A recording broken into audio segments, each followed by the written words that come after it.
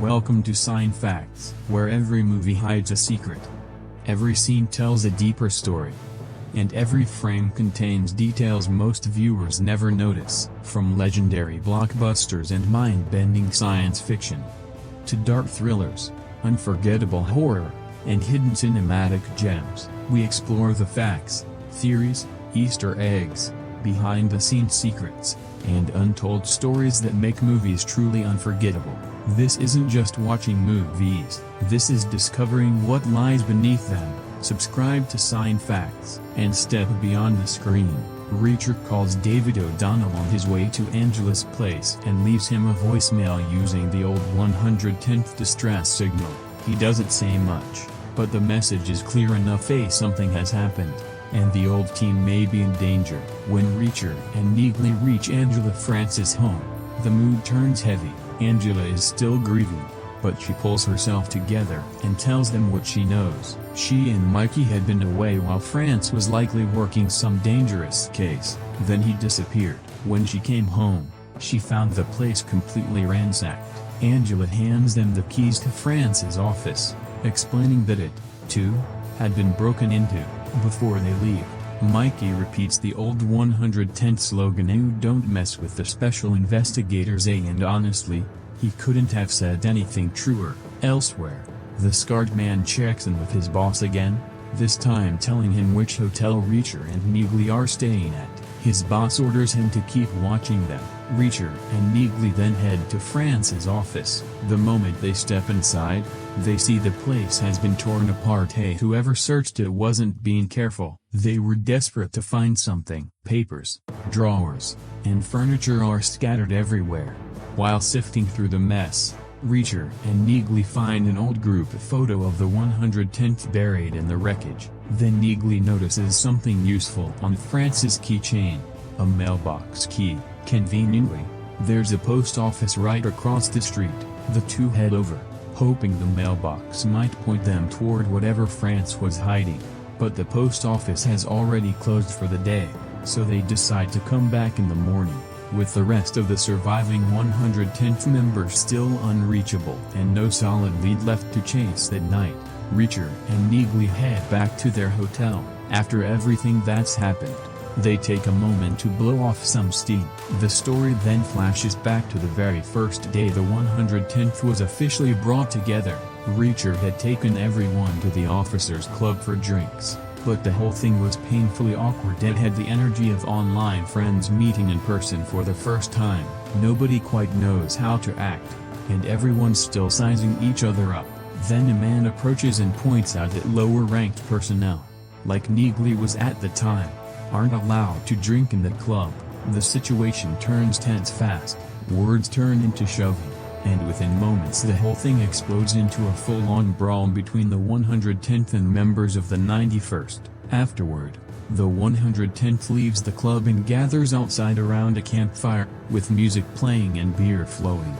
The awkwardness finally starts to fade. Everyone loosens up, laughs, and actually starts to connect as a team. That night becomes the true beginning of their bond. It's also the night their famous slogan is born, and the same night they take the group photo that Reacher and Neagley later find in France's wrecked office. Meanwhile, somewhere else, a man using the fake name Adrian Mount checks in at the Los Angeles airport. Once he's done, he burns his fake passport, making sure there's no evidence left that could tie him to that identity. The next morning, Reacher and Neagley return to the post office, hoping to find France's mailbox. The only problem is they don't know which box the key belongs to, so they start trying different boxes one by one. It takes a few tries, but eventually they find the right one. Inside is France's melee, possibly the next clue in whatever case got him killed. They leave with what looks like their first real lead, a flash drive hidden among the mail. The problem is they can't open it right away, since the drive doesn't fit any port they have on hand. So Neagley heads out to buy an adapter while Reacher borrows her car and drives into a rougher part of town to get himself a gun. And because this is Reacher, he doesn't exactly go through legal channels. He tracks down the local drug dealer and simply takes a weapon off him. In Reacher's world, Apparently, stealing is fine as long as the person you're stealing from is worse than you are. Meanwhile, the mysterious man from the airport, the one traveling under fake names, meets with two passport forgers. He needs more false identities, and once he gets what he came for, he kills both of them. And no loose ends, no witnesses, no one left alive who could expose who he really is. Later, Reacher and Neagley return to their hotel only to find their rooms completely torn apart, the same way France's home and office were. Drawers are pulled out, clothes are thrown everywhere as someone was clearly searching for something. They draw their guns, ready for whoever might still be inside. Instead of an enemy, they come face to face with David O'Donnell. He explains that the rooms were already like this when he arrived. He'd come straight over after getting Reacher's voicemail. Now the team is slowly coming back together. Neagley finally gets the flash drive connected, but there's another obstacle waiting as the files are password protected, and the system only allows a limited number of attempts before locking them out for good. They start working through possible answers, testing anything France might have used. After several wrong guesses and no small amount of frustration, they realize the password is tied to the person France admired most, Reacher.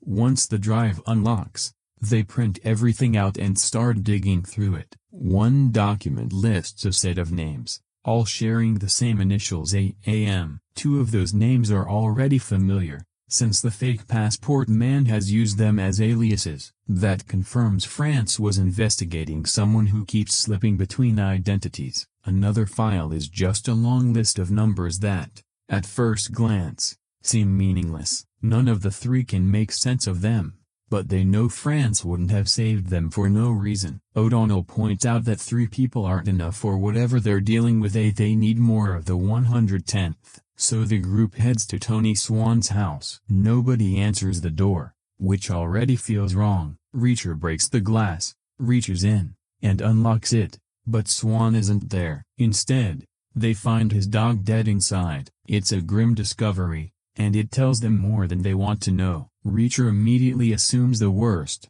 If Swan is missing and his dog is dead, Swan is probably dead too. Someone isn't just targeting France, someone is hunting the special investigators one by one. As Reacher, Neagley, and O'Donnell leave, Reacher spots the same black Ford from earlier and realizes they're being followed. Naturally, he decides to introduce himself the only way he knows how, by walking straight up to the car and knocking the bald man inside unconscious. The problem is, the man isn't one of the killers. He's named Detective Guy Rousseau, the officer investigating France's murder. So now, on top of being hunted by unknown enemies, they also have to avoid getting arrested by the Naib. Reacher may be brilliant in a fight, but this wasn't exactly his smartest move. Things get worse when O'Donnell tries calling Sanchez and Orozco. Both voicemail boxes are full, which is never a good sign. If two more members of the 110th have gone silent, the pattern is impossible to ignore. Reacher decides they need to go to Atlantic City and find Sanchez and Orozco themselves. Elsewhere, the scarred man reports back to his boss, warning him that Reacher is extremely dangerous and that he'll need backup if he ever has to face him directly. Whoever is behind all this is clearly starting to realize Reacher isn't an easy target. The trio heads to the airport, planning to ditch Neagley's Range Rover and rent something else so they're harder to track. There, Reacher spots Karla Dixon, another former member of the 110th, working undercover. She's just as surprised to see them as they are to see her. Reacher quickly brings her up to speed and asks her to use her fake ID to rent them a car. He tells her what they know: France is dead, Swan is likely dead, and Sanchez and Orozco have vanished. The old team is being picked apart, one by one. The story flashes back again to their military days, when the 110th was still active. Even back then, there was clearly something between Reacher and Dixon, a real chemistry, though neither ever acted on it. Dixon was also the one who coined one of the unit's core principles. In an investigation, details matter. Back in the present, the trio becomes a squad of four. Dixon studies the strange number lists from France's flash drive, since she's excellent with numbers. The others hope she'll spot something they missed. She notices the numbers are written like fractions, with some pages containing 26 numbers and others 27. That feels intentional, but even Dixon can't yet crack what it means. Meanwhile, the scarred man, now identified as Kepaway, updates his boss again, reporting that Dixon rented a car under a fake name and that all four appear to be heading to Atlantic City, most likely to search for their missing teammates. Once there, the group goes to Sanchez and Orozco's office, which, like France's office and their hotel rooms, has been torn apart by someone clearly searching for something specific. While sorting through the wreckage, Reacher notices something odd. He seems to be the only one without a copy of the 110th group photo. Among the scattered items, they also find a picture of Sanchez with a woman at a bar, someone who may have mattered to him. The bar is called the Lucky Lounge, so the team heads there hoping the woman can tell them something. Reacher tells Dixon and O'Donnell to wait outside while he and Neagley go in to ask around. Inside, Reacher tells the bartender they're friends of Sanchez and asks about the woman in the photo, Milena, but the bartender immediately assumes they're trouble. Instead of helping, he signals one of his men to take them to the back to meet Milena, while quietly warning her to grab her things and run. Outside, Dixon and O'Donnell spot her leaving in a hurry and chase her down. At the same moment, the men leading Reacher and Neagley to the back turn on them, a mistake they don't get to enjoy for long. Reacher and Neagley take them down quickly and efficiently, while Dixon manages to catch Milena before she escapes. Back inside the Lucky Lounge, the mood shifts fast. After seeing what Reacher and his people are capable of, the staff suddenly turns friendly, even offering free drinks. Probably the smartest decision anyone in that bar makes all night. Milena finally explains why she ran. Another frightening-looking man had already come asking about her, wanting to know whether Sanchez had left behind any kind of flash drive or storage device. The description matches Kepo perfectly, meaning Langston's people were already one step ahead. Reacher and the others ask Milena whether France or Swan had been in contact with Sanchez and Orozco. She confirms that France had been in Atlantic City about a week earlier, and that all three had been working some kind of case together. She also remembers the last time she saw Sanchez. He was sitting at the bar when he got a phone call and repeated a strange phrase, 650 at 100,000 each. She has no idea what it meant, but she remembers him going visibly pale right after hearing it. Whatever those numbers meant, it was enough to send him rushing out. Later, the four of them sit in a casino trying to make sense of 650 at 100,000 each. The obvious math gives them $65 million. So for a moment they wonder if Sanchez and Orozco had stumbled onto some massive casino robbery. But O'Donnell points out that stealing from a casino isn't exactly simple. Casinos track every chip, every table, every dollar moving in or out. That makes them think of another angle. Maybe Sanchez and Orozco had been working as freelance security consultants for casinos and stumbled onto something dangerous while doing that work, which is why they'd called in France and the others. The team goes to see David Wright, the casino's head of security. He recognizes them right away from stories Sanchez and Orozco used to tell about the 110th. Reacher levels with him. Sanchez and Orozco are probably dead. Dixon shows Wright the strange number list from France's flash drive, hoping a security expert might recognize the pattern, but he can't make sense of it either. The numbers mean nothing to him, and neither does 650 at 100,000 each. The AML's names don't ring any bells either. Before they leave, Reacher asks Wright to check whether any of the AM names have booked rooms at nearby hotels. Wright agrees to run the search, since they were friends of Sanchez and Orozco. He also offers them a free suite as a gesture of respect. The squad settles into the suite and finally gets a moment to breathe. They sit around with beers, catching up like old soldiers who know things are bad but still need a moment to feel human. That night, Reacher treats himself to a proper meal, even in the middle of a murder investigation. The man still respects good food. Dixon, meanwhile, heads down to the casino floor and starts winning big at the tables. Her success draws attention, and a man in a suit approaches, accusing her of counting cards. Technically, counting cards in your head isn't illegal, but casinos don't exactly love it either. Instead of making a scene, he offers her 2 concert tickets and politely suggests she leave the table. She turns the tickets down and tells him to give them instead to a man wearing a members-only jacket who turns out to be Kepo. Soon after, Reacher and Dixon leave the casino together for a walk. The conversation drifts casually at first, until Dixon notices 2 men following them, along with a familiar-looking car parked ahead. Reacher catches her signal immediately. Without a word, they hop a fence into an industrial area. Since they're still near a residential zone, gunfire would draw too much attention, so this fight has to stay quiet. Reacher draws one man away and takes him down brutally with a trowel. Dixon handles the other with a crowbar, proving she's every bit as dangerous in close quarters. Just as she finishes, Kepo appears and fires a silenced shot.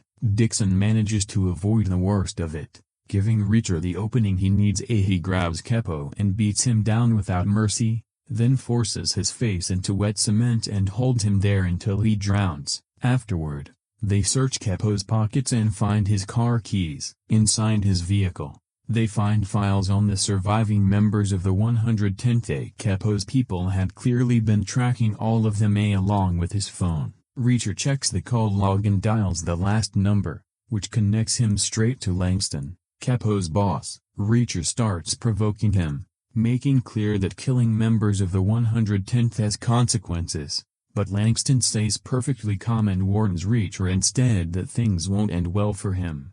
Dixon finds something else in the car, a parking pass for New Age Technologies, another major clue pointing them back toward New York. As for the bodies, Reacher goes with the most practical disposal method available. He dumps them into the wet cement, letting the construction site swallow the evidence. Back in the suite, Reacher cleans and disinfects his wounds. Dixon looks into New Age Technologies and finds it's an aerospace company headquartered in New York. Then she notices she has a wound of her own and asks Reacher to patch her up. What starts as basic first aid quickly turns into something far more personal between them. Let's just say the scene moves from cleaning wounds to creating a very different kind of damage. Meanwhile, the man using the AM aliases arrives at a meeting. Another man hands him a map marking 2 ideal ambush points and confirms that all 650 items are loaded on the truck, which is being tracked by GPS. The AM man assures him the weapons are headed overseas and that the driver won't be harmed. Though from a man like this, any promise already sounds suspect. The next morning, Dixon and Reacher are comparing notes when David Wright arrives at the suite with terrible news. Police have found the bodies of Sanchez and Orozco near the Catskill Mountains, close to where France's body was discovered. Their injuries match France's. They were thrown from a helicopter too. There's no doubt left now. France, Sanchez, and Orozco were all killed by the same people, and every clue points back to New York. Dixon says what everyone's already thinking, but Reacher is focused on something else entirely. His friends, his brothers in arms, are being executed one by one, and if they're heading back into the fight, he knows exactly what they'll need: more guns. The story jumps back 10 days. Langston's men have France tied up, torturing him for information, but he refuses to break. Even under brutal pressure, he stays loyal to his team and gives them nothing. In one final act of defiance, he spits directly in Langston's face, making it clear that no matter what they do to him, he's not talking. Langston's patience finally snaps. Furious, he swings a crowbar into France's leg and orders his men to get the helicopter ready. As France is dragged toward the open door, he suddenly laughs. Langston, confused, asks what could possibly be funny about this. Barely holding himself together, France tells him he's just thinking about what the big guy is going to do to him. Then he's thrown out of the helicopter. Langston has no idea what those words really mean, yet he doesn't understand that by killing France, he's just invited a human wrecking ball into his life, because Reacher is coming, and when Reacher comes for someone, it usually ends very badly for them. Back in the present, Reacher visits an arms dealer. No long negotiation, no wasted conversation. He lets the money speak for him and stocks up on weapons, ammunition, and burner phones. If they're heading into a war, he wants everyone prepared. As the squad drives back toward New York, Neagley looks for a motel where they can stay off the radar. Before they can settle on a plan, a police car pulls up behind them, siren blaring. Dixon pulls over, and the officer tells everyone to stay in the vehicle. Moments later, Russo arrives and arrests Reacher. Before being taken away, Reacher quickly gives instructions. Dixon and Neagley follow the New Age parking pass lead while O'Donnell comes with him, posing as his lawyer. As Russo brings Reacher and O'Donnell to the station, Dixon and Neagley head to New Age Technologies, where they meet Marlo Burns, the company's director of operations. Dixon wastes no time making clear this isn't a casual visit and asks for information on whoever was issued that parking pass. At the station, Russo tells Reacher he has bad news, but Reacher cuts him off. He already knows Sanchez and Orozco are dead. Russo is surprised but admits all he really wants is the truth behind the murders. Reacher suggests they stop wasting time and trade information. Meanwhile, Marlo comes back with the name tied to the parking pass, Trevor Serpian, who'd apparently come in for an interview, confirming Serpian had a direct connection to New Age. Back at the station, things get tense between Reacher and Russo. Neither man trusts the other, and both are used to doing things their own way. O'Donnell steps in before it turns into another fight, and eventually the two agree to share what they know. Reacher explains the 650 at 100,000 each phrase, while Russo offers a new lead from France's office. The office printer had a memory card,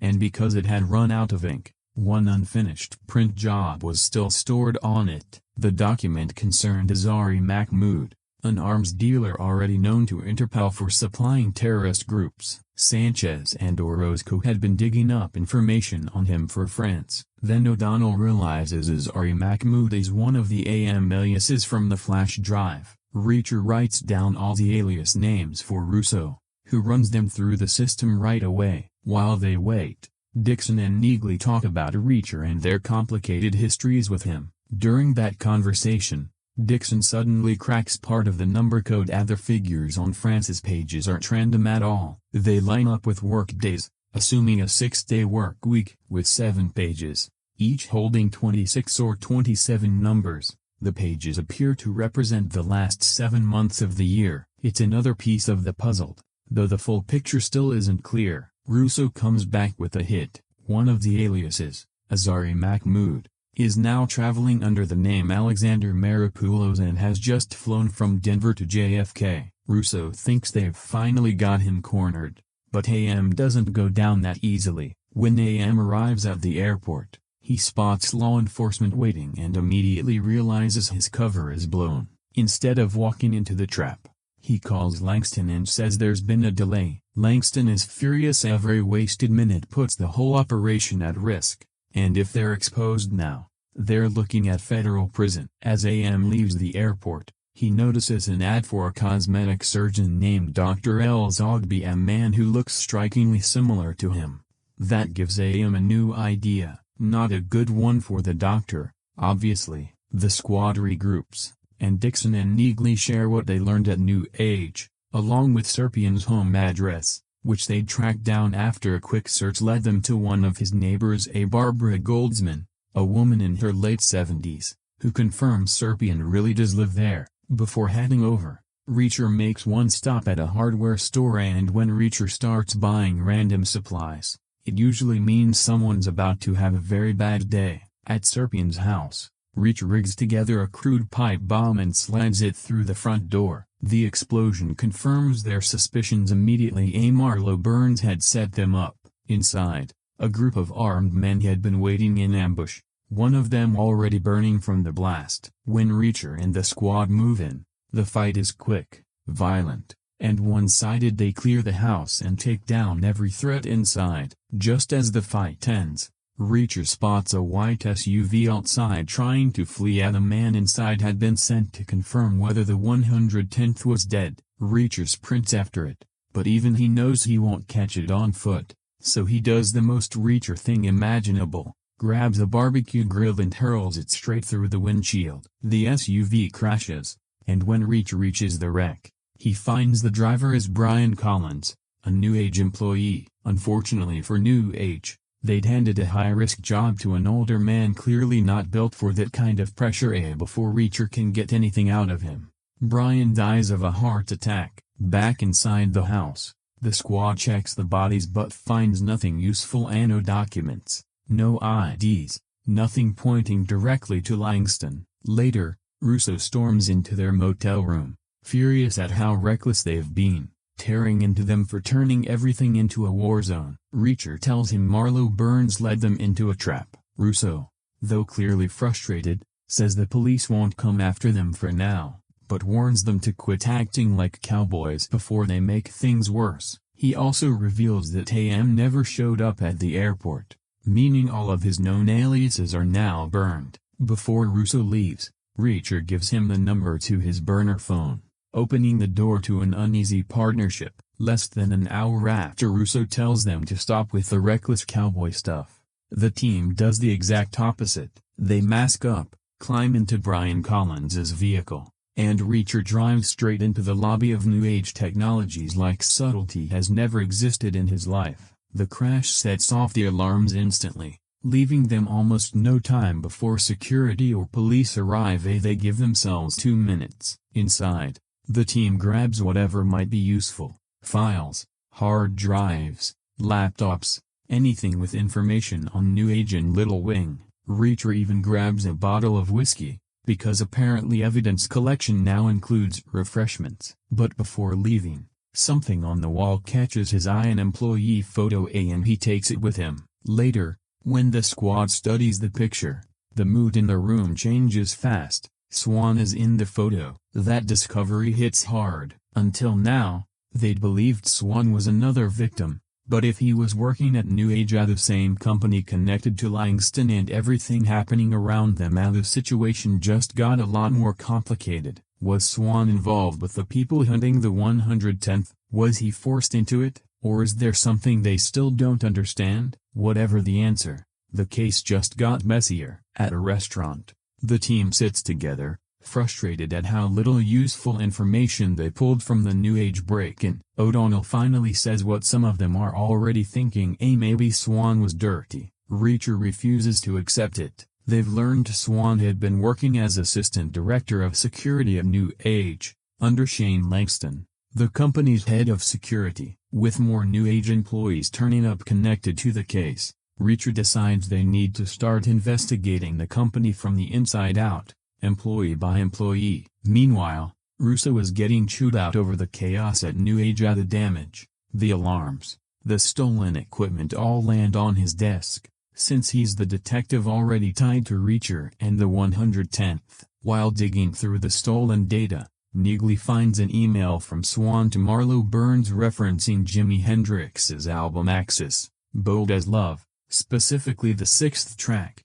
Little Wing. That detail feels strange. O'Donnell points out that Swan hated Hendrix, genuinely couldn't stand his music. So if Swan was suddenly quoting a Hendrix song title in an email, he probably wasn't talking about music at all. Their instinct is right. Reacher looks up Little Wing and discovers it's the name of a massive federal defense project, the largest contract New Age has ever handled. The system had even gone through a demonstration for military officials and political figures, including Senator Malcolm Lavoie, the man who'd helped push the project through Congress. O'Donnell already knows Lavoie's reputation isn't exactly clean. A long history of suspicious deals and political baggage follows him around. So now the team is looking at a defense contractor, a corrupt politician, murdered investigators, and a weapons project called Little Wing. Dixon says the obvious next move is to talk to Lavoie, but getting close to a senator isn't simple. Men like him are surrounded by layers of security, staff, and political protection. Still, Reacher's bigger concern is Swan. Even with all this evidence piling up around New Age, he refuses to believe his old teammate betrayed them. The story flashes back to their military days, when the 110th took down a major drug operation. During the bust, they recovered 48 bricks of heroin, But when Dixon checks the haul, she notices one is missing. Lowry swears he loaded all 48 into Swan's car. When they search the vehicle, they find the missing brick tucked under a seat. The first time Swan has ever looked suspicious during an investigation, even if it doesn't prove anything on its own. In the present, that memory suddenly feels a lot more significant than it did back then. Elsewhere, AM makes his next move inside Dr. L. Zogby's office. Wasting no time, he kills both the doctor and the secretary, steals the doctor's identification, and walks out unnoticed. Now he has a fresh identity and a face that can pass just closely enough to keep him moving. Back with the team, O'Donnell finds information on Senator Lavoie's legislative director, Daniel Boyd, who's scheduled to attend a fundraiser in Boston that night. Since Boyd likely knows more about Little Wing than most people around Lavoie, the team decides he's their best way in. Reacher finally returns Russo's call but doesn't tell him what they found at New Age. Instead, he gives him just enough to stay useful, telling him to run background checks on New Age employees himself, then hangs up before Russo can push for more. The team's next stop is Boston. Neagley and Dixon plan to visit Marlo Burns, while Reacher and O'Donnell go looking for drugs they can use as leverage against Boyd. When Dixon and Neagley arrive at Marlo's house,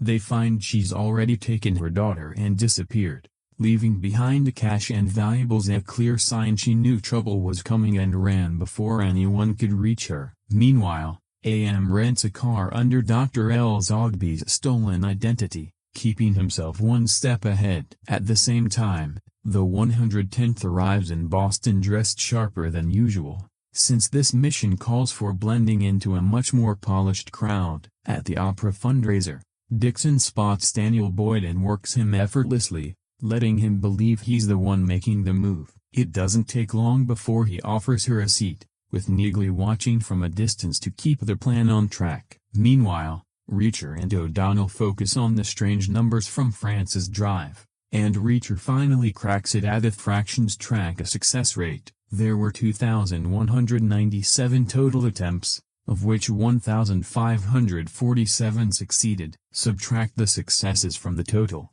and you get 650 failures.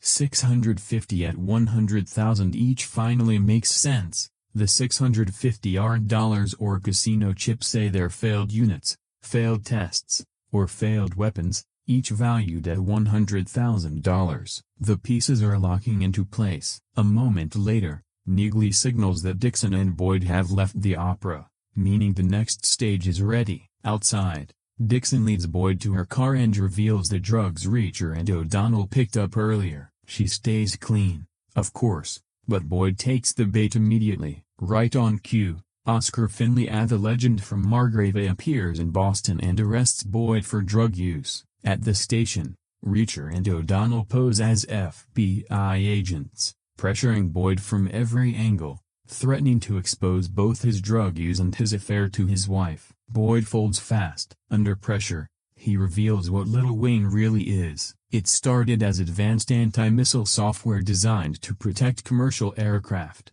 but New Age proposed modifying it for offensive use, fitting it inside shoulder-fired missiles to turn them into terrifyingly accurate weapons. In simple terms, Little Wing acts like an advanced targeting assist system. A missile can look like it missed, then suddenly correct itself and strike its target directly. Whoever controls Little Wing holds an extremely dangerous piece of technology. Boyd gives them one more detail before they leave. New Age doesn't operate from just one location. The software side is based in New York, while the hardware operation runs out of Denver. That's enough for Reacher and O'Donnell. They've squeezed everything useful out of Boyd. Outside, Reacher has a brief reunion with Finley and is surprised to learn Finley never retired after everything that happened in Margrave. He's now a lieutenant. Neagley joins for a quick introduction, but there's no time for a real catch-up. The hunt is still on, and every minute matters. Reacher and O'Donnell head toward Homeland Security in Washington,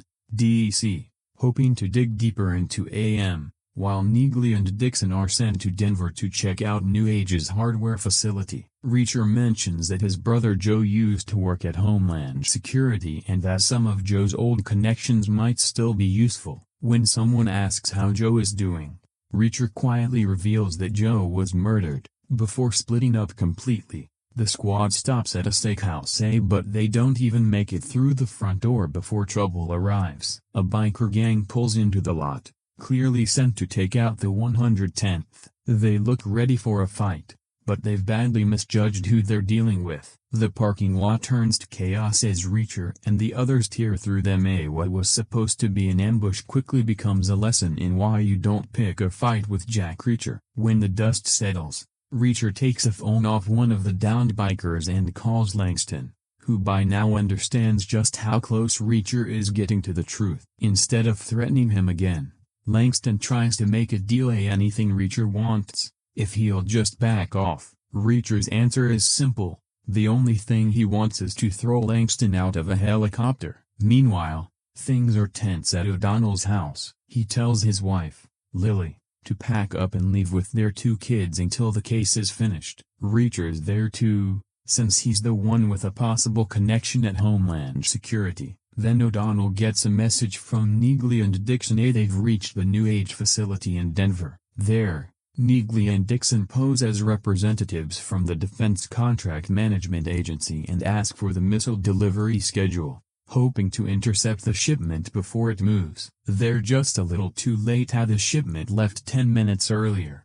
all 650 missiles already on the road. The man in charge hands over the manifest, and once Neagley and Dixon realize what's happened, they take off after the truck. On the road, the driver spots what looks like a disabled vehicle and stops to help. The moment he steps out, one of AM's hijackers shoots him. The hijackers take the truck, and AM soon gets a call confirming the missiles are secured and on their way to New York. At the same time, Reacher and O'Donnell arrive at Homeland Security for a meeting arranged through Joe's old connections. They meet 2 DHS officers, Omar Karim and Hernandez. Omar explains that AM has surfaced on their radar several times over the years, but they've never had enough to catch him. He also reveals that AM deals in bearer bonds, financial instruments favored by tax evaders, criminals, and money launderers because they're nearly impossible to trace. According to Omar,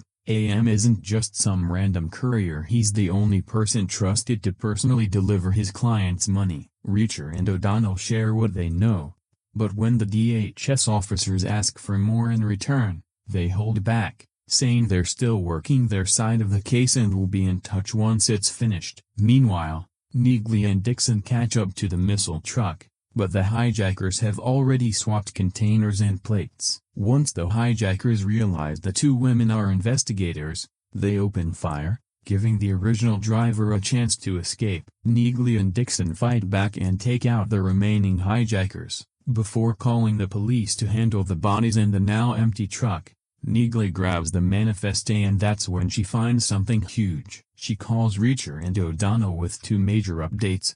First, the New Age truck carrying all 650 missiles has been hijacked. Second, Tony Swan is alive. Worse, the manifest shows Swan personally signed off on the shipment out of New York. Reacher immediately refuses to believe Swan is corrupt. In his mind, New Age must have forged the signature, but Dixon pushes back, pointing out that New Age uses full fingerprint and biometric scanning, which would make faking Swan's approval or forcing it without his cooperation nearly impossible. Then O'Donnell finally asks the question no one wants to say out loud. When Reacher swore he'd kill everyone responsible for their friends' deaths, did that include Swan too? Reacher still won't accept it. To him, Swan being guilty makes no sense. He remembers their days in the 110th, when they were taking down a heroin ring and Swan took 2 bullets saving his life. A man who did that for a friend wouldn't suddenly turn around and help murder the rest of the team. Needing space, Reacher goes for a walk to clear his head. During that walk, Senator Lavoie's agents, Silver and Hart, pull up beside him and say the senator has a proposal. Reacher gets in the car, and for some reason, the meeting takes place behind the primate exhibit at the Washington, DC Zoo. Lavoie tells Reacher he knows what happened in Margrave, how Reacher destroyed a massive counterfeiting operation, both literally and figuratively, and now he wants him to do the same thing to Little Wing. Lavoie wants the whole project burned down before it can ruin him. He helped push it through, and if the truth comes out, he could face criminal charges. He's not doing this out of any sense of honor. He wants to protect himself, protect his money, and walk away clean. He offers Reacher every resource he needs to bring down New Age and destroy Little Wing, while making sure no one ever learns the 110th was involved. A few moments after Lavoie and his agents leave, Reacher gets a call from O'Donnell. France's body has finally been released, and the funeral is set for tomorrow in New York. The next day, the surviving members of the 110th attend France's funeral. The mood is heavy, and even Reacher seems quieter than usual. While everyone gathers to say goodbye, Reacher and O'Donnell notice Russo speaking with Angela and Mikey, handing Mikey a toy, gently reassuring Angela that he'll look out for them. But Reacher is still suspicious. He pulls Russo aside and asks him directly, if Russo was the only one who knew the 110th would be at that steakhouse in Boston, how did a biker gang know exactly where to ambush them? Russo fires back, while Reacher was off causing chaos in Boston, Russo had been busy running background checks on New Age's top people, including Shane Langston, and what he found isn't pretty. Almost every major figure connected to New Age security is a corrupt former cop, everyone except Swan, who's former military, not ex-police, though that doesn't clear him completely. At this point, he's still sitting right in the middle of the suspicion. The two step away as the funeral service begins, but just as the firing squad prepares for the 21-gun salute, Reacher spots two snipers across the road and warns everyone instantly. Russo rushes Angela and Mikey to safety while the 110th moves fast to eliminate the threat. Neagley takes out one sniper while Reacher chases the other on foot, but even though Reacher is basically built like a tank, that size doesn't exactly make him a world-class sprinter, and the shooter reaches his car before Reacher can catch him. Then Russo comes through at the perfect moment, pulling up and pulling Reacher inside for a full-on car chase. As they pursue the shooter, Reacher begins to realize Russo might actually be clean. The leak may not be Russo himself, but someone inside his department. The chase ends when the shooter crashes his car. Reacher and Russo drag him out and interrogate him, and he drops a shocking piece of information. He doesn't even know who Langston is. According to him, the man who hired him was Swan. He was supposed to meet Swan at an abandoned building in Queens to collect payment. That night, the 110th and Russo set up a sting, sending the shooter into the building wearing a wire, hoping he can gather details on how many men are inside, where they're positioned, and what weapons they're carrying. But the moment he walks in, the building explodes, killing their chance at answers and making Swan look even guiltier. Afterward, the rest of the team can't understand why Reacher still refuses to believe Swan might be dirty. Every new clue seems to point straight at him. Russo arrives and confirms Swan wasn't inside the building. The only body recovered was the shooter's. Then Russo gets another update. The address where Marlowe abandoned her car has been found. The squad heads there immediately, hoping to track down the woman who led them into the trap. Russo stays behind, saying he has someone else to talk to. When the team arrives, Marlowe's car is empty. They head into a nearby convenience store and check the security footage, spotting Marlowe and her daughter, Jane, inside. Jane playing on her Nintendo Switch. That gives Neagley an idea. If they can get Jane's gamer tag, they might be able to trace her IP address and find Marlowe's location. So the squad heads back to Marlowe's house to dig up Jane's gaming information and wait for her to log in. While Neagley works on tracing the account, O'Donnell makes frozen pizza like it's just another normal evening, and Reacher heads upstairs to sleep. Dixon, however, has other plans. Meanwhile, Russo visits Drew Marsh, a named lieutenant and his former supervisor, and demands answers. He wants to know how Langston knew Reacher and the 110th were in Boston, when only Russo and Marsh had that information. Marsh finally breaks and admits Langston paid him a huge sum to keep an eye on Russo and warn him if Russo got too close to the truth. Marsh insists he only did it to protect himself, but Russo is disgusted. He hates corrupt cops more than almost anything, and now Marsh has become exactly the kind of officer he despises. Marsh tries to justify himself by bringing up Russo's father, saying he didn't want to end up buried 6 feet under like him. In his mind, listening to Langston was the only way to survive. But Russo sees it for what it is. Marsh sold himself out. Russo loses every bit of respect he had left for the man and walks away furious. At least now he has the truth. Marsh was the leak who told Langston that Reacher was in Boston. Later, Neagley tells Reacher she's found Jane's IP address and Marlowe's location about an hour away. Marlowe has taken Jane to the house of her friend Chad. There,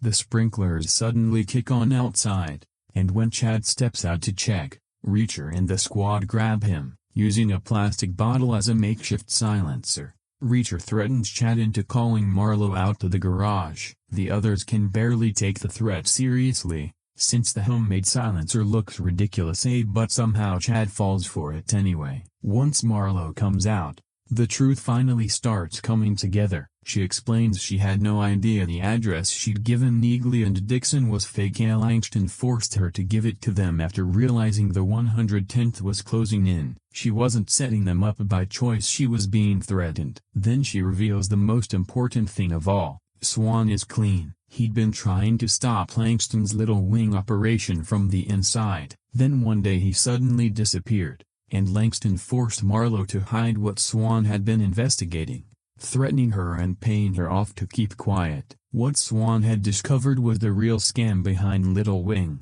The chips containing the missile guidance software were being marked as defective at an unusually high rate, but they weren't actually defective. Langston's people were falsely labeling 650 working chips as bad so they could quietly pull them from the system and sell them to terrorists for an enormous sum. Marlowe doesn't know the name of the engineer involved, but she does know one important detail: before the deal closes, that engineer has to personally demonstrate how the Little Wing chips are installed. That's enough for a Reacher. Their next move is simple: get to Langston and force him to give up the engineer's name. At that same moment, Langston is meeting with the engineer himself, Russell Johnson, who assures him he'll walk the client through the entire chip installation process step by step when they arrive. Everything is falling into place for the deal. Then Langston gets a call from Marlowe, sounding terrified and playing her part perfectly. She tells him the 2 women who broke into his house are after her and her friends. Langston believes her immediately,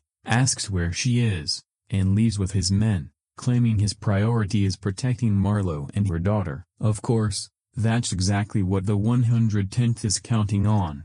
Before setting the trap, the team goes to Russo's place and asks him to look after Jane while they use Marlowe as bait. Russo also tells them what he learned from Marsh, that Marsh confessed to being on Langston's payroll and to leaking Reacher's Boston location to the bikers. Russo agrees to protect Jane and plans to get out of town for a few days, taking her to Staten Island, far enough to keep her safe while the 110th deals with Langston. The meeting point is an abandoned parking lot. Marlowe stands alone out in the open while the 110th hides nearby, waiting for Langston to walk into the trap. But as Russo pulls out of his driveway with Jane, he notices a car following him. He speeds up, and the men inside open fire. Russo calls Reacher for help, and Marlowe overhears the call. That one moment ruins the entire setup. Langston realizes he's been baited, and the abandoned lot erupts into gunfire as the 110th opens up on his men. Neagley moves to bring the team in, but Reacher tells her to go help Russo instead. He'll stay behind to handle Langston and his men, trapping them inside the lot himself. He shoots out the tires on their vehicle, then turns the whole place into his hunting ground, luring Langston's men one by one into an ambush and taking them apart. The way he handles the last man is pure Reacher, brutal, direct, and almost unfair. Meanwhile, Russo is still being chased and eventually gets boxed in with nowhere to go. He steps out of the car and starts firing, doing everything he can to protect Jane. Back in the lot, Reacher takes a phone off one of Langston's men and calls the last number dialed. The phone rings nearby, giving away Langston's position, and Reacher starts moving toward him, but before he can close the distance, a helicopter arrives to pull Langston out. A gunman inside opens fire, forcing Reacher to take cover, and Langston escapes once again. Russo tells Jane to run and not look back. He knows exactly what kind of situation he's in and chooses to stand his ground, leaving cover to take down the attackers coming for them, but in the process, he's hit badly. Jane manages to get away, but when the gunfire stops, she can't help herself. She looks back and sees Russo on the ground. Then she turns forward again and spots one last gunman closing in. Before he can do anything, Neagley slams into him with a car. The 110th reunites Marlo with her daughter, but the victory is short-lived. Neagley rushes to Russo, who's barely hanging on. He weakly asks about Jane, and Neagley tells him she's safe. As his life begins to fade, Russo reaches out with a bloody hand, and Neagley, who hates physical contact more than almost anything, takes it anyway. She rests his head in her lap and stays with him while they wait for help, but help doesn't arrive in time. Russo dies there, and the loss hits especially hard, because he'd finally proven himself to be one of the good ones. Now the 110th needs a safe place for Marlo and Jane, but nearly everyone Reacher trusts is already tangled up in the case, even Finley, all the way up in Boston. Dixon remembers someone from after the 110th was shut down, when she worked in-house for a debt collection company in Buffalo. A retired firefighter named Bob Lee, her old landlord, whom she trusts completely. If anyone can hide Marlo and Jane without asking too many questions, it's Bob. So O'Donnell and Dixon take responsibility for getting mother and daughter safely on their way to Buffalo. Meanwhile, Reacher and Neagley decide to pay Marsh a visit. At his house, Neagley stays in the car, still angry over Russo's death, ready in case things go wrong inside. Reacher goes in alone and gives Marsh two choices: turn himself in, or die right there. Marsh, in possibly the worst decision of his life, reaches for his gun. Reacher reacts instantly, kicking the desk into him and pinning him against the wall. He questions Marsh about Little Wing and AM, but Marsh doesn't know much. Langston kept him out of the deeper parts of the operation. Still, the pain eventually breaks him, and he tells Reacher that Grant, the man they ran over the night before, would know what he wants. And here's the twist: Grant isn't dead, he's alive, in intensive care at Mount C. Reacher gets what he came for, but when Marsh tries once again to grab his weapon, Reacher doesn't give him a third chance. He shoots Marsh in the head. With that handled, Reacher and Neagley head for Mount C. At the Jade East Motel, O'Donnell and Dixon make sure Marlo and Jane safely begin their trip to Buffalo. Once the two are gone, Dixon turns to O'Donnell and reminds him he's the only one among them with a real family waiting for him. The stakes are only getting worse, and if he wants to walk away before this gets even bloodier, now is the moment. But honestly, she already knows the answer. O'Donnell isn't leaving, not now, not after everything they've lost. The story then shifts to how the 110th was disbanded in the first place. Back in their military days, Lieutenant Colonel Hortense Fields ordered Reacher to shut down Operation Kite Runner, but Reacher was never the type to obey an order simply because it came from someone outranking him. Kite Runner had been the 110th's longest-running case, over 2 years, chasing a massive drug operation running across America, with people inside the military involved as well. Fields wanted it shut down because exposing it would damage the reputation of the command, but Reacher didn't care about protecting anyone's image. He cared about the truth, the victims, and the job his unit was meant to do. The argument between Reacher and Fields gets intense, but eventually Reacher appears to back down, or at least that's what Fields thinks. Later, Reacher decides he can't walk away, not after everything they'd uncovered, not when they were so close to taking down the people responsible. He gathers the 110th and lays out the situation. A heroin deal is said to go down during the training holidays on abandoned military land about 5 kilometers north of base. He gives the team a choice: step away with their heads held high, having followed orders, or finish the case and do what they all know is right. Everyone understands the risk.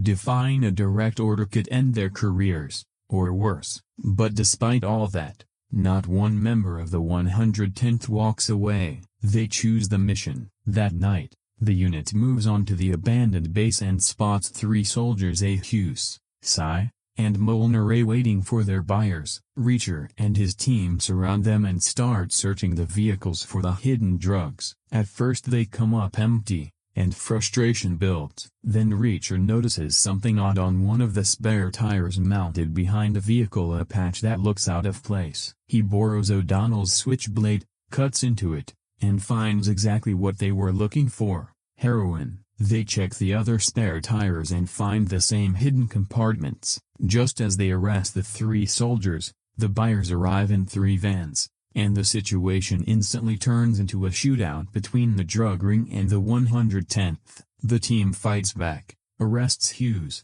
and brings the whole operation down. Operation Kite Runner is finally over, but so are their military careers. Later, while the team packs up their office, Swan pulls out his guitar and starts playing. For one brief moment, everyone joins in, and the mood feels almost peaceful, like they're choosing to celebrate what they accomplished instead of mourning what they lost. Then Field storms in, absolutely furious, and kills the moment, officially announcing that the 110th Special Investigations Unit is disbanded, effective immediately. Even so, the unit doesn't really regret what they did. They were never about protecting careers or pleasing higher-ups. They were about doing the right thing, exactly the way Reacher taught them. Back in the present, Reacher and Neagley disguise themselves as nurses and slip into Mount C, where Grant is being treated. They make their way into his room and use a very direct interrogation method to get him talking.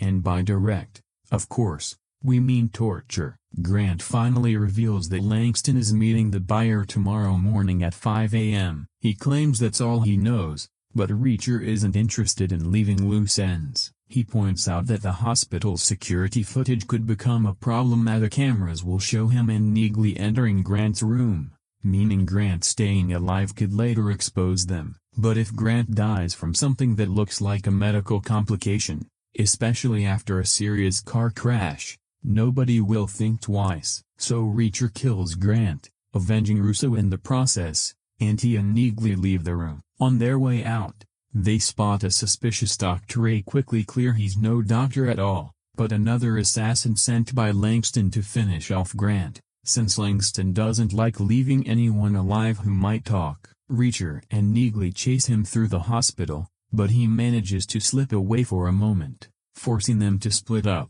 With Reacher's help, Neagley eventually takes him down. They search him and find a burner phone, which Reacher uses to call Langston, telling him he's down another man. But Langston has his own surprise ready. He reveals he's captured 2 of Reacher's people, O'Donnell and Dixon, held at New Age's RD facility in Rockland. Reacher immediately lies, telling Langston the assassin killed Neagley, making it sound like he's the only one left. Langston then makes his offer. Reacher surrenders his weapon and stays under watch by Langston's men until the transaction is finished, after which he claims he'll release Reacher and his friends. Obviously, Reacher doesn't believe a word of it, but he agrees to meet that night. Next, Reacher calls Lavoie to check whether the senator is still willing to provide the resources needed to bring down Little Wing. Lavoie agrees to send 2 SEALs and 1 Army Ranger to help, but that's not the only thing Reacher asks for. Outside the New Age RD facility,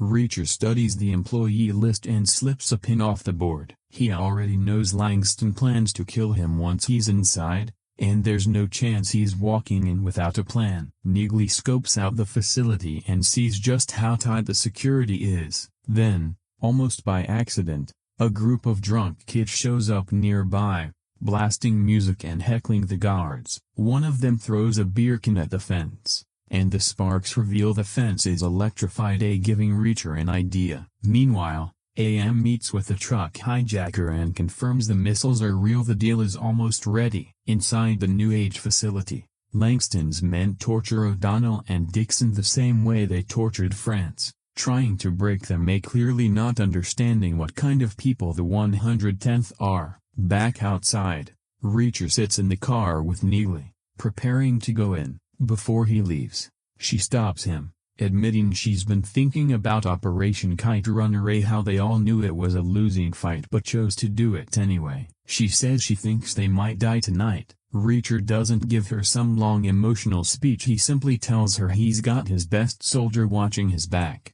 so he's not worried. With the plan set, it's finally time to move. Reacher walks toward the main gate of the New Age facility, and Langston's men take his weapon at the entrance, though taking Reacher's gun has never meant taking away the danger. Langston arrives, and his men wheel out O'Donnell and Dixon on gurneys, proving they're still alive. That's the only good news in the room, because at this point Langston has pushed Reacher past every possible limit. Honestly, God might have mercy on Langston. Reacher definitely won't. Cuffed, Reacher is escorted deeper into the facility. Langston's plan is simple and cruel. Load Reacher, O'Donnell, and Dixon onto his helicopter and throw them out the same way he killed France, Sanchez, and Orozco. But when they try to force Reacher onto a gurney, he refuses. Even cuffed, he fights back, throwing kicks, taking shots, making it clear that restraining him doesn't make him helpless. Then Langston gets another update: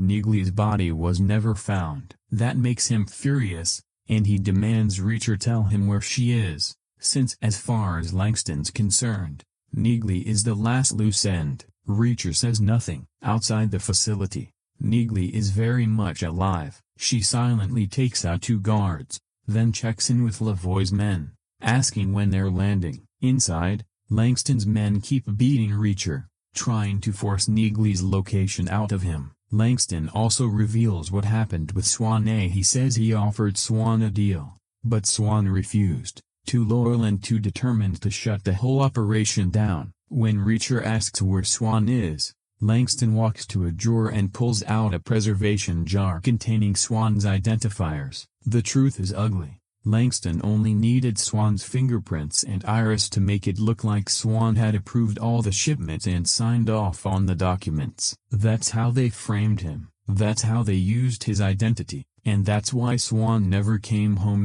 not even for his dog. Reacher was right all along. Tony Swan was never a traitor. The only reason he'd abandon his dog was if he'd been physically unable to return. Reacher didn't recruit some weak, corrupt sellout into the 110th. Swan was clean. Langston orders his men to load O'Donnell and Dixon onto the helicopter first, then come back for Reacher. Outside, Neagley sees Lavoie's men landing near the facility, but she also sees O'Donnell and Dixon being taken toward the chopper. Time is running out. Back inside, Reacher uses the small pin he grabbed earlier and starts working on his cuffs, while Langston and his men begin destroying evidence to wipe out anything connecting them to Little Wing. Then loud music suddenly blasts from outside. Neagley, still posing as one of the drunk troublemakers, cranks the volume from her car. At the same moment, Lavoie's men cut power to the building, forcing it onto backup mode. A guard steps out to tell Neagley to shut the music off. She shoots him. At the same instant, Lavoie's team storms the main entrance, taking out Langston's men. Neagley moves inside to provide cover while Reacher finally frees himself from the cuffs. Then Reacher spots Langston running for the helicopter. He tells Neagley to cover him and sprints after it. The chopper starts lifting off, but Reacher barely reaches it in time, grabbing onto the landing gear as it rises into the air. High above the Catskill Mountains, Langston orders Parker to open the rear doors, deciding Dixon will be the first one thrown out. But opening the doors gives Reacher exactly the chance he needs. He climbs inside and becomes Langston's worst nightmare one last time. The fight turns chaotic. Reacher gets stabbed in the arm with a switchblade, gunfire erupts in the cabin, and the pilot struggles to keep the helicopter under control as it jerks violently through the air. The sudden tilt sends Dixon's gurney sliding toward the open door, and Reacher grabs her just in time to stop her from falling out. Dangling near the edge, Dixon manages to free herself, pulls the blade from Reacher's arm, and uses it to take down Parker. Now Langston is the last one standing.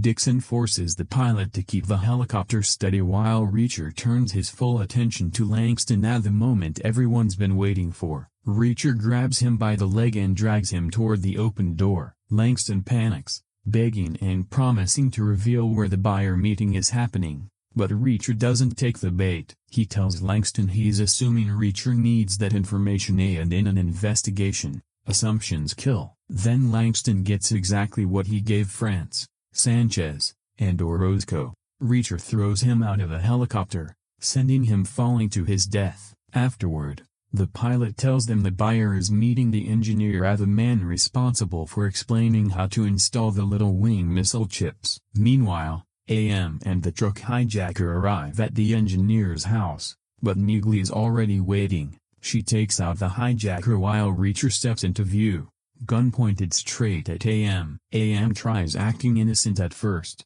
pretending not to know what Reacher's talking about. But when Reacher asks who he's selling the weapons to, AM smugly refuses, claiming it would destroy his reputation and his business. He's still acting like he's in control, completely unaware his career ended the second he crossed paths with the 110th. As he keeps talking, Reacher and the others gun him down before he can say anything else. Neagley grabs one of the missiles fitted with a little wing chip, and the squad heads to the barn where the pilot and the engineer are tied up. Reacher decides to let them go. They board the helicopter and take off, but there's still one thing left to do. They need to test Little Wing. Neagley takes aim and waits until the helicopter flies out over the river, then fires. Just like the documents described, Little Wing works perfectly as the missile appears to miss at first, then corrects itself and strikes the helicopter from above, destroying it midair. For a second, it looks like the mission is finally over, but then Lavoie's men turn their rifles on Reacher and the surviving 110th,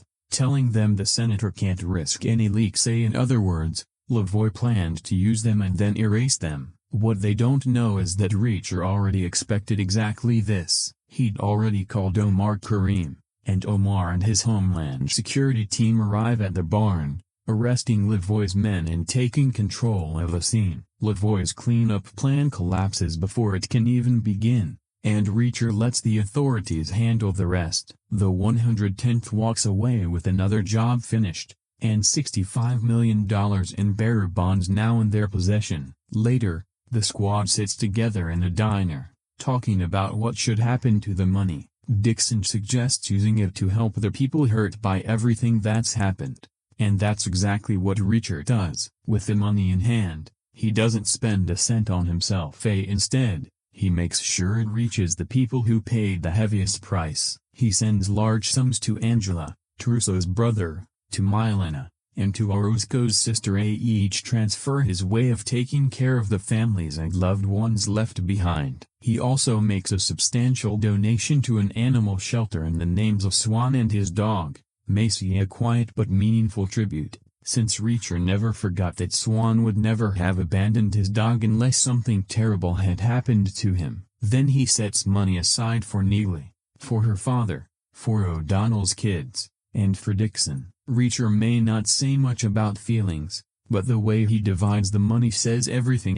He's making sure the people connected to the 110th are looked after. That night, the remaining members of the team sit together one last time, raising their bottles to the friends they lost. France, Sanchez, Orozco, Swan, Lowry, and everyone else whose absence is felt more than spoken. The moment is bittersweet. The mission is over, the bad guys are gone, and justice has been served, but the cost was brutal. Still, for a little while, they hold on to what they still have. Before the night ends, they take one final group photo together. It isn't the same as the old 110th photo, since too many people are missing now, but it still matters. A proof that even after everything, the bond between them survived. The next morning, Dixon returns to the motel and wakes Reacher up with a gift, a toothbrush. After everything they've been through, it's almost funny, given how weirdly serious Reacher had been about needing one.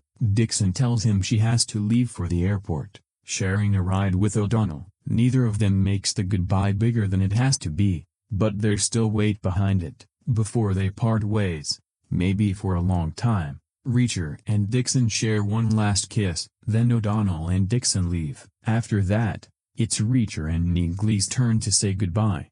Dixon had told Reacher to use at least some of the money on himself, so he actually does it because he's Reacher. He doesn't buy a house, a car, or anything normal. He buys a Trailways pass, giving him unlimited bus travel across America for a full year. For Reacher, that's basically luxury. Neagley, never the sentimental type, still lets him know how she feels in her own way. She tells him she hates how long they go without speaking, only reconnecting when someone's dead or some deadly mission pulls them back together, and that he needs to get better at staying in touch. Before she walks away, she says one more thing. A Reacher always calls the 110th his soldiers, or his friends, but both of them know the truth. They're more than that. They're family. Finally, Reacher boards the bus, ready to disappear into the next road, the next town, whatever comes after. An old man sitting nearby asks what he was doing in New York. Reacher keeps it simple,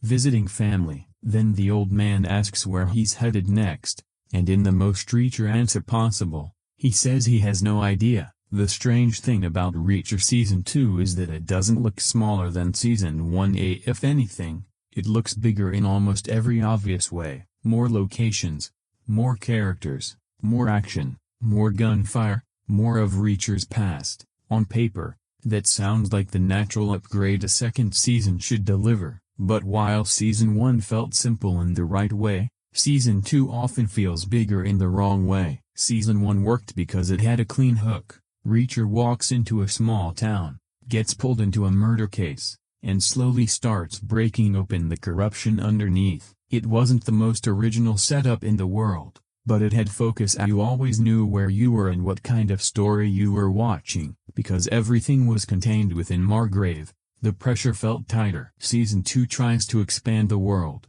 and that's not a bad idea in itself. Moving beyond one town gives the show more movement and scale, but it also loses that locked-in feeling. The first season had a rough, contained energy. Season 2 has more pieces on the board, yet somehow less impact. That's probably the biggest difference. Season 1 had charm, a little humor, some grit, enough mystery to keep you going. Season 2 still has Reacher smashing through people, but the personality isn't as strong. At times it feels more like a generic action show, just with a much bigger lead actor standing in the middle of it, and that's why the comparison stings. Season 1 didn't need to be perfect, it just needed to make Reacher feel dangerous, smart, and entertaining, and most of the time, it did. Season 2 has the same character, the same physical presence, and a larger story, but it doesn't carry the same sharpness. So yes, Season 2 is louder, it's busier, it tries to raise the stakes,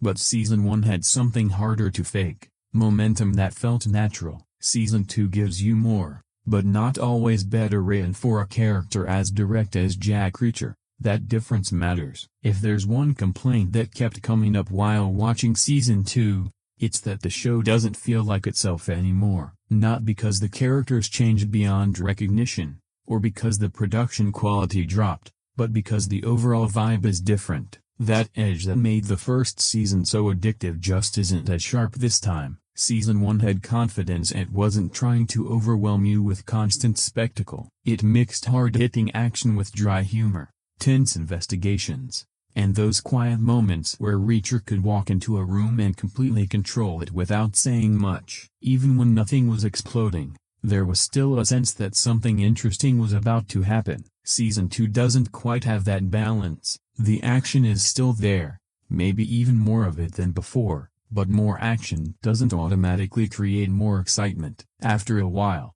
the shootouts, fistfights, and chases start blending together. Instead of building anticipation, they become expected. You stop wondering what's going to happen and start waiting for the next fight because you already know it's coming. The tone feels different too. The first season had a rough sense of humor that came naturally through Reacher's personality and the people around him. It never tried too hard to be funny. In Season 2, That effortless charm isn't nearly as noticeable. The dialogue feels more functional, the interactions less memorable, and the series spends so much time jumping from one mission to the next that it forgets to let the characters simply exist. The intensity takes a hit too. In a good thriller, every decision should feel like it matters, and every confrontation should carry some uncertainty. Here, that feeling slowly fades. A Reacher is still unstoppable, but because he overcomes almost every obstacle with ease, the tension starts to disappear. The danger doesn't feel as dangerous when you already know who's walking away from every fight. That doesn't mean the season is boring. Far from it. There are still plenty of entertaining moments, and Alan Ritchson's presence alone keeps many scenes engaging. But entertainment and excitement aren't always the same thing. The first season managed both. Season 2 mostly settles for the former. Maybe that's why so many people describe the second season as missing its magic. It's hard to point to one specific scene and say this is where it went wrong. It's more of a gradual realization. Episode after episode, you notice the suspense isn't gripping you the same way, the humor isn't landing as often, and the emotional investment isn't as strong. By the end, the biggest difference isn't the story or even the action, it's the feeling. Season 1 made you eager for the next episode because you genuinely wanted to know what Reacher would do next. Season 2 still keeps you watching, but more out of curiosity than excitement. Sometimes the smallest shift in atmosphere makes the biggest difference, and that's exactly what happened here. One of the first things you notice about Season 2 is that it isn't trying to repeat the formula of the first. Instead of staying contained to one small town,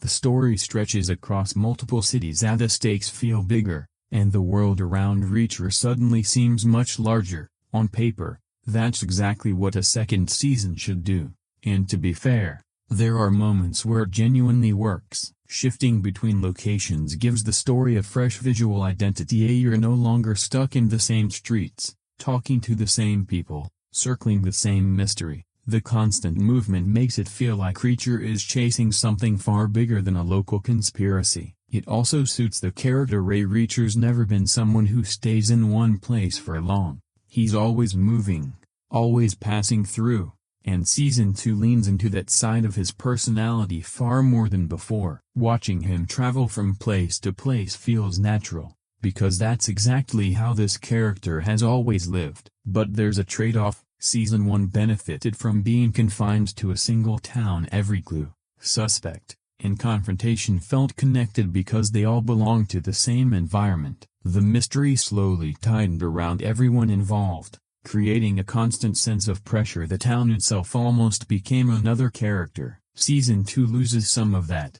As the story keeps moving, the feeling of being trapped inside one dangerous situation fades. New places bring new faces, new subplots, new information, but they also spread the narrative thinner. Instead of one tightly wound mystery, the season often feels like it's jumping between objectives before you've fully settled into the last one. That's not necessarily a flaw, it just changes the experience. Some viewers will enjoy the larger scope, since it makes the season feel more cinematic. Bigger locations naturally allow for bigger action, larger operations, and a wider cast, giving the impression Reacher is dealing with threats on a much broader scale. Others may miss the simplicity of Season 1. There was something satisfying about watching one mystery slowly unravel inside a single community, with every episode pushing the same central investigation forward without constantly widening the playing field. Season 2 chooses ambition over intimacy,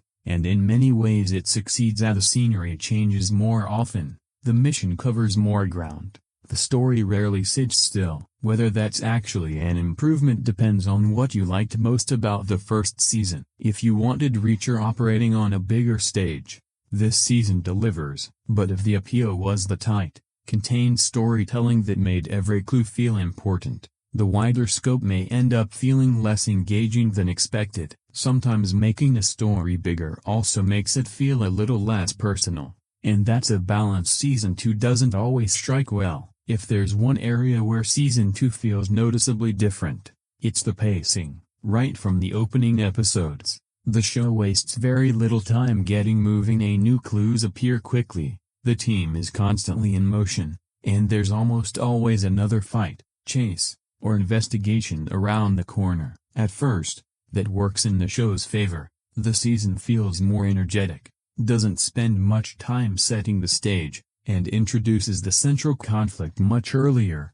pushing forward almost immediately and giving everything a sense of urgency. But after a few episodes, the pacing starts to feel inconsistent. The strange thing is that the season manages to feel fast and slow at the same time. Major events happen one after another, yet the overall story doesn't always feel like it's making meaningful progress. Characters travel constantly, gather clues, confront enemies, and move to the next location, but some of those moments don't leave much of an impact once they're over. It creates an uneven rhythm as some episodes race through important developments, while others stall on conversations or action sequences that don't add much to the bigger picture. Instead of building momentum naturally, the season occasionally seems to alternate between rushing ahead and treading water. That affects the suspense too. A good thriller knows when to slow down. At those quieter moments, give the audience time to absorb new information,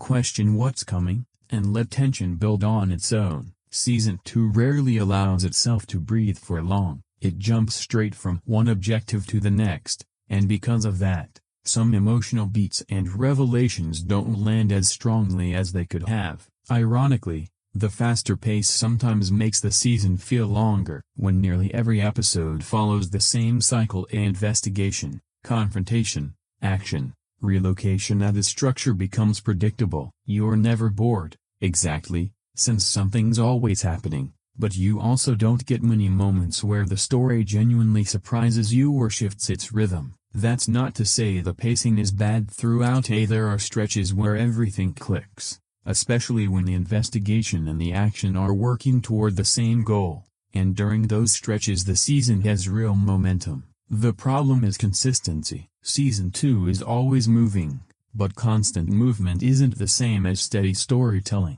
The pace keeps the episodes easy to watch, yet it doesn't always leave the narrative enough room to build suspense, develop its ideas, or let the biggest moments feel earned. By the end, you realize the season wasn't lacking speed, it was lacking balance. One thing that stood out to me as the season progressed was how much more complicated the story tries to become. Not necessarily deeper, just more complicated. The first season had a mystery that was easy to follow, introducing new pieces gradually so every clue felt like part of the same puzzle. You always had a clear sense of what Reacher was trying to uncover and why it mattered. Season 2 takes a different approach. How the investigation grows much faster, pulling in more characters, locations, and moving parts almost immediately. At first, that makes the story feel larger and more ambitious, giving the impression Reacher's dealing with something far beyond a single crime. But as more layers pile on,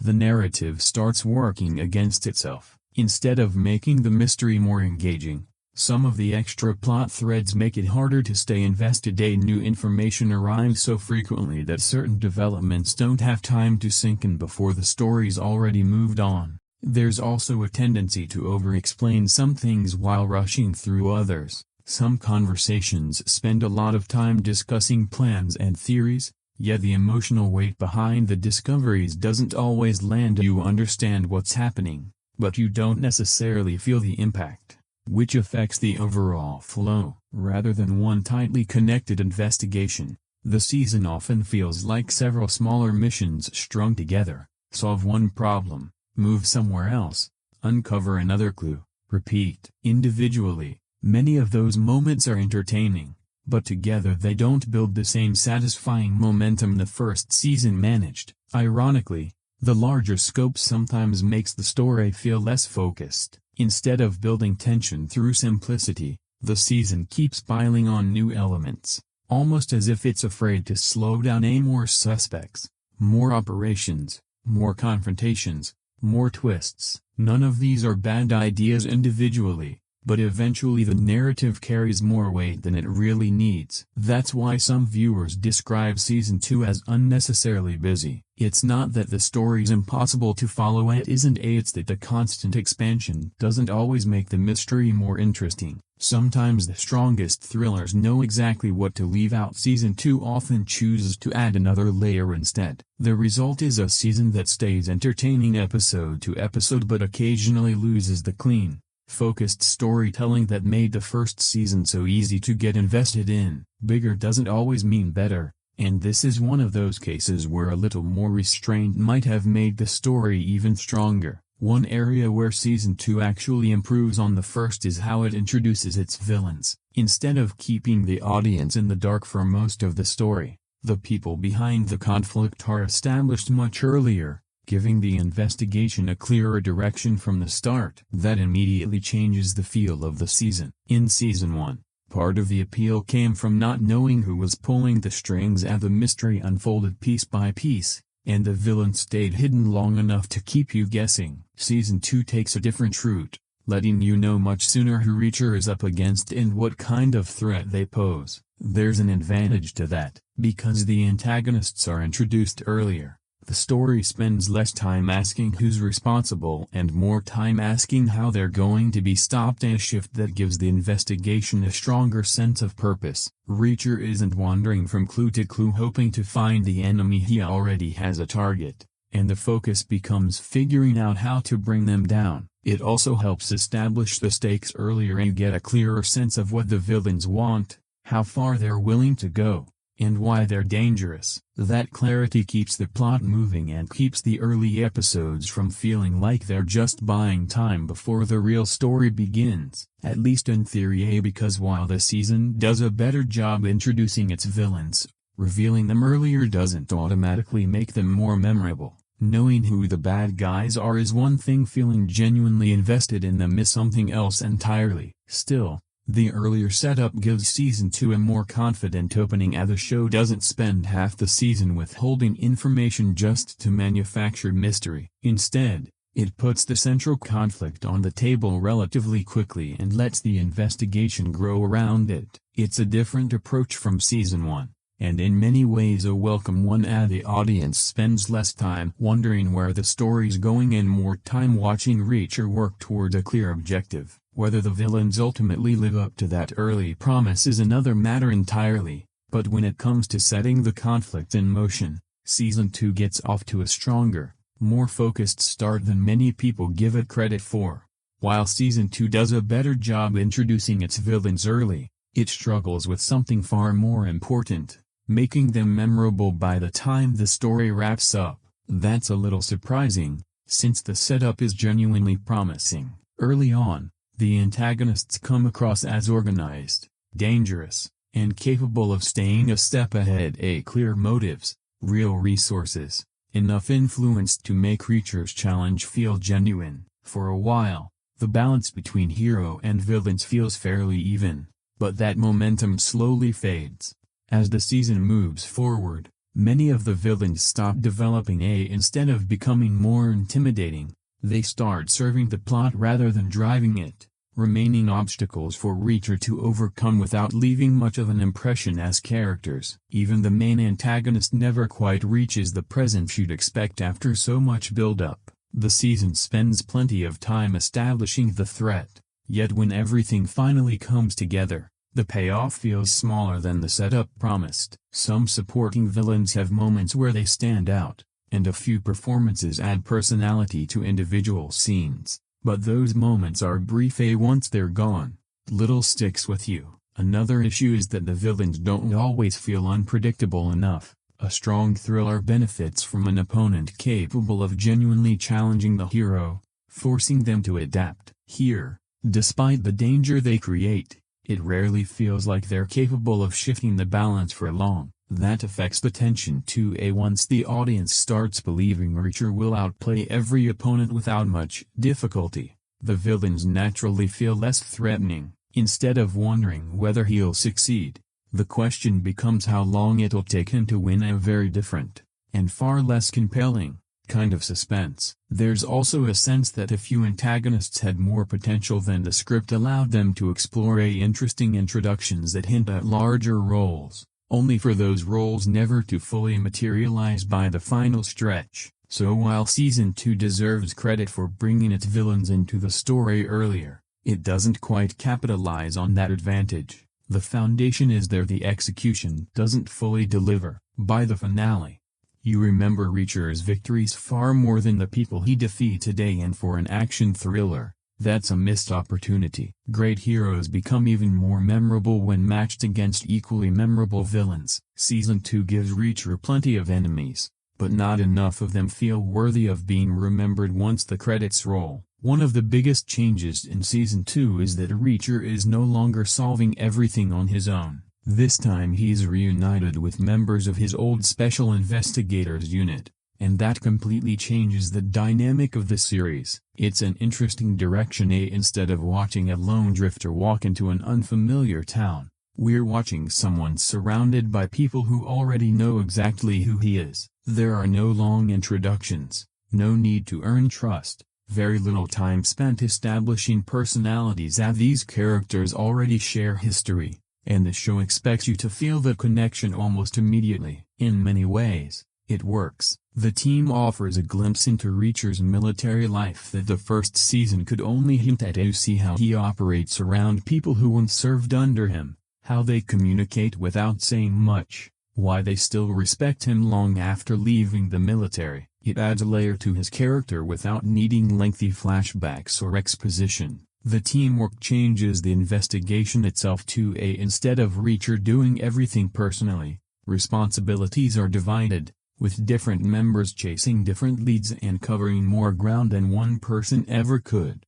That naturally makes the story feel larger and allows several investigations to unfold at once. But this approach also changes the identity of the show. Season 1 felt like one man taking on an entire town. Season 2 often feels like a group operation. Reacher's still clearly the leader, but he no longer carries every scene alone. The spotlight is shared far more than before. Whether that's a good thing depends on what you're looking for. If you wanted more of Reacher's past and the people who shaped his military career, this season delivers exactly that. The relationships feel established, the loyalty believable, and the chemistry among the team helps explain why these investigators were once considered elite. On the other hand, viewers who love the lone wolf nature of the first season may find this shift a little less satisfying. Part of Reacher's appeal has always been watching him rely on his own instincts, make decisions independently, and quietly outthink everyone around him. Sharing that responsibility with a whole team inevitably changes the rhythm. That doesn't make the concept wrong, it simply gives Season 2 a different personality. Rather than following one unstoppable drifter,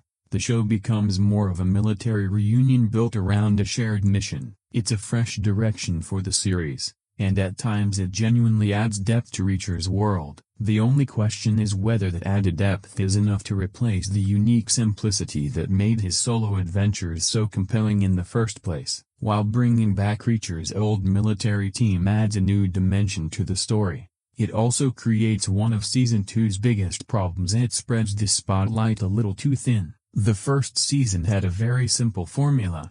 Almost everything revolved around Reacher. Even when other characters played important roles, the story always felt like it moved through his perspective. He was the center of every major decision, every investigation, every confrontation. Season 2 feels different. Now there are multiple investigators, each with their own role, personality, and storyline. The intention makes sense. A team naturally lets the investigation cover more ground, split into different missions, and tackle several problems at once.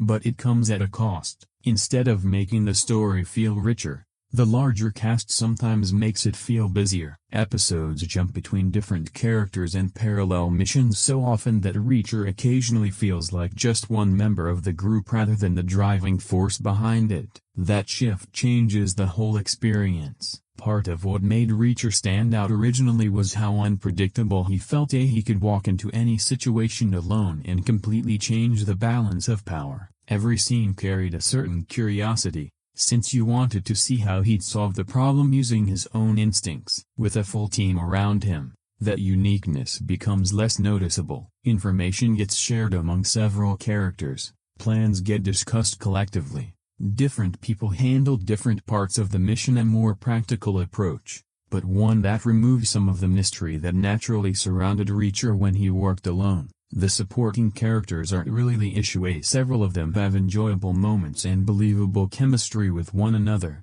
The problem is that there are simply so many moving pieces competing for attention that the story occasionally loses focus. There are also stretches where conversations between team members slow the momentum instead of building it. Instead of following one clear line of investigation, the narrative keeps switching perspectives, making the season feel more fragmented than the first. Ironically, the team is supposed to make Reacher stronger. Instead, it sometimes makes him feel smaller, not because he's less capable, but because he no longer dominates the story the way he once did. The more time the series spends dividing attention among multiple characters, the less room it has to highlight what makes Reacher such a compelling lead. That's why some viewers feel the season is overcrowded. It's not that the team lacks chemistry or purpose, it's that the show occasionally forgets who the audience came to watch. The best moments still happen when Reacher takes control of the situation,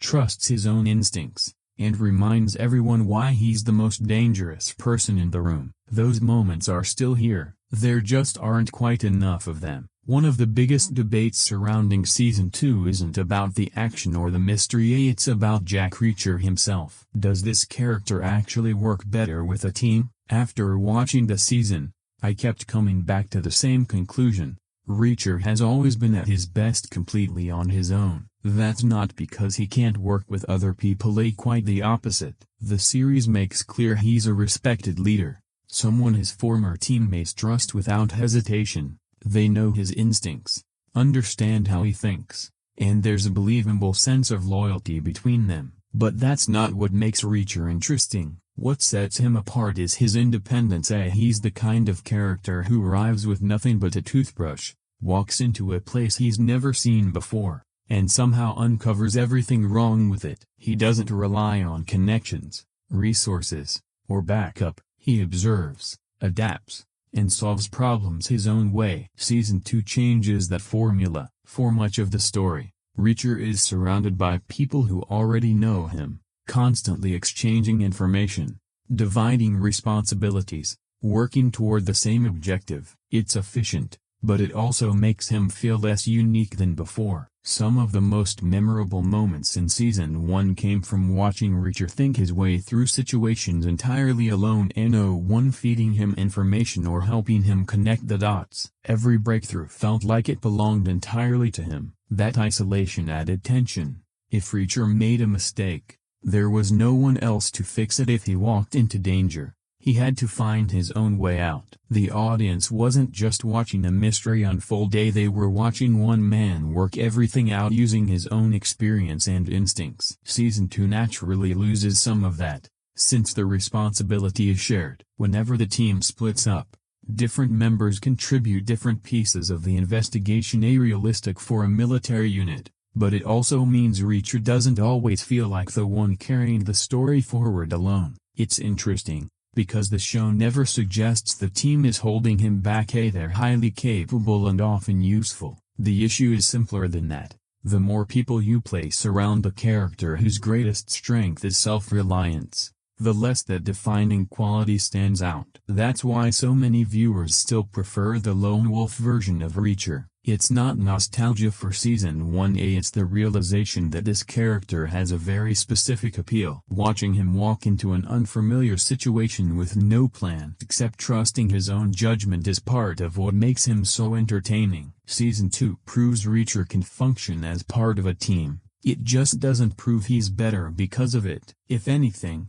it reminds you how compelling he is when forced to rely on no one but himself. If there's one thing almost everyone agrees on, it's that Alan Ritchson looks exactly how Jack Reacher was always imagined. The moment he walks onto the screen, you understand why he was cast. He's massive, intimidating, and has the kind of physical presence that immediately changes the atmosphere of a scene. He doesn't need to say much half the time. Just seeing him standing there is enough to make everyone else look nervous, and that's incredibly important for this character. Reacher was never written to blend into a crowd. He's supposed to stand out the moment he enters a room, and Ritchson captures that effortlessly, whether he's walking through a diner, facing a group of armed criminals, or quietly observing a situation. There's always a sense that he's in complete control. What's impressive is that the show rarely has to convince you he's dangerous. His appearance does most of the work before a fight even begins. When conflict breaks out, it feels believable that this is someone capable of ending it quickly. His commitment to the physical side of the role deserves credit too. The action scenes carry extra weight because he looks like someone who could genuinely overpower his opponents. The punches feel heavy, the movement feels confident, and there's a level of physicality that makes the fights more convincing than they'd be with a smaller, less imposing lead. That authenticity is one of the season's biggest strengths. A few conclusions, though, are reached with remarkable confidence despite limited evidence. Certain decisions seem to happen because they keep the plot moving rather than because they're the most logical choice. And you understand why the story does it, but you can also see the machinery behind it. That illusion matters. The best action thrillers make unbelievable situations feel believable within their own world. They establish clear rules and stay consistent with them. Season 2 sometimes stretches those rules a little too far. Reacher himself is part of that balancing act. He's supposed to be exceptional, stronger, smarter, and tougher than most people he encounters. That's the fantasy the series is built on, and generally it works. The issue isn't Reacher, it's everything around him. When villains repeatedly make convenient mistakes, when investigations resolve themselves a little too neatly, or when dangerous situations wrap up with surprisingly few consequences, the world starts to feel less authentic. Instead of reacting naturally, events start to feel arranged around the hero. To be fair, many viewers probably won't mind. If you're watching purely for the action, the entertainment value stays high enough that these issues are easy to overlook. The season moves quickly, the confrontations are enjoyable, and Ritchson has enough presence to carry nearly every scene.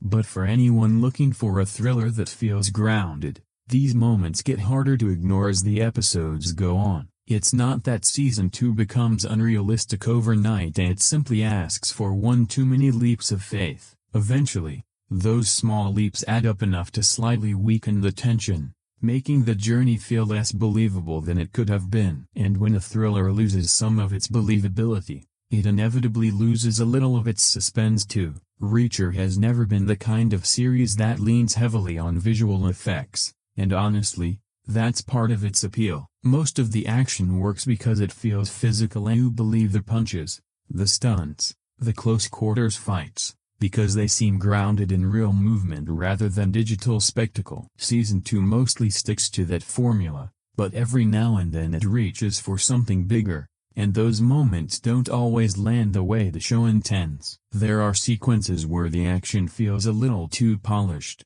a little too exaggerated, almost as if the series starts chasing blockbuster scale instead of trusting the gritty style that made it work in the first place. It's not a constant problem, but when it happens, it stands out. Some scenes also ask the audience to accept situations that feel more exaggerated than believable, whether it's how certain confrontations unfold or how easily some characters escape impossible situations. The show occasionally pushes past the grounded tone Season 1 established. That's where the illusion starts to crack. The strongest moments in Reacher have never depended on flashy visuals. They're usually built around simple ideas, a tense conversation before a fight, a clever observation that changes the investigation, a brutal hand-to-hand confrontation where every hit feels heavy. Those scenes work because they feel authentic. When the series leans too heavily into larger, more stylized action, it risks losing that authenticity. Instead of feeling raw and dangerous,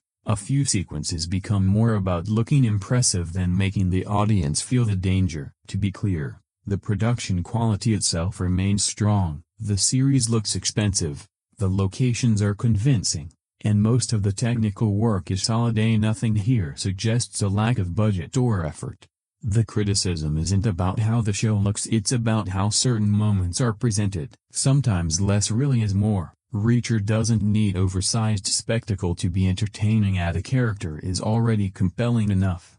His presence, confidence, and physicality naturally create excitement without every confrontation needing to top the last. Ironically, the most memorable action scenes this season are often the simplest ones: a direct fight, a tense standoff, a quiet moment before everything falls apart. Those are the scenes that stay with you. The more exaggerated moments tend to blur together, entertaining while they last, but they don't leave the same lasting impression, since they feel more like generic action than uniquely Reacher action. Season 2 never turns into an effects-heavy spectacle. It just occasionally forgets that its biggest strength has never been visual scale. It's always been the man standing at the center of it. One thing that's genuinely hard to criticize about Season 2 is the overall production quality. Whether you end up loving the story or feeling let down by it, the series rarely looks cheap.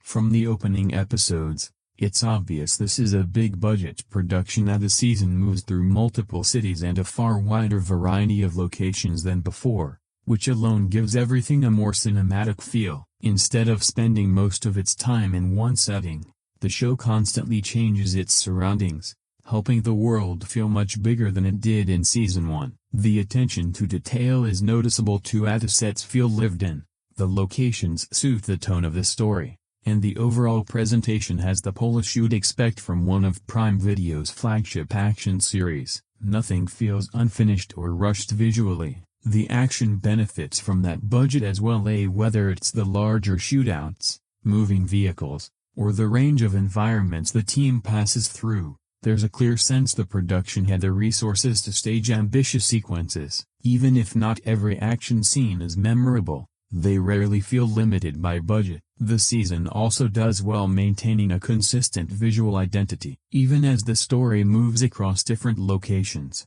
everything still feels like it belongs to the same world. The lighting, camera work, and overall presentation stay consistent enough that the series never loses its identity while traveling from one setting to the next. That matters, since a show built around constant movement can easily start feeling disconnected. Here, the production keeps everything visually cohesive. Even viewers who criticize the writing or pacing often acknowledge the series looks impressive: a clean camera work, believable environments, and an overall presentation that gives the season a premium feel from beginning to end. Of course, strong production values can't solve every problem. A bigger budget doesn't automatically create stronger dialogue, more memorable villains, or a tighter mystery. Those elements still depend on the writing, but a polished presentation certainly makes the season easier to watch, even during its weaker moments. In many ways, Season 2 succeeds at looking like a bigger show, and the scale is larger,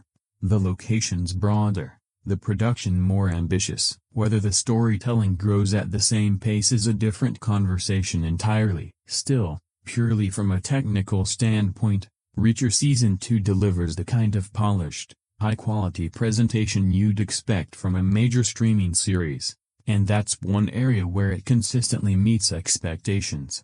Even among viewers with mixed feelings about Season 2, a few technical aspects received surprisingly consistent praise. The music is one of them. The score doesn't constantly demand attention, but it knows when to step forward during tense investigations, quieter moments, or major confrontations. The soundtrack does a good job supporting the mood without overwhelming it, helping build atmosphere rather than manufacturing excitement on its own. There are also a few well-placed musical choices throughout the season that add personality to certain scenes, small touches, but ones that give the series a bit more character and occasionally provide welcome humor between the heavier moments. The costume department deserves credit too. One thing Reacher has always done well is make its characters look believable within the world they're operating in. The tactical gear, everyday clothing, and overall styling all fit naturally. Nothing feels overly flashy or distracting,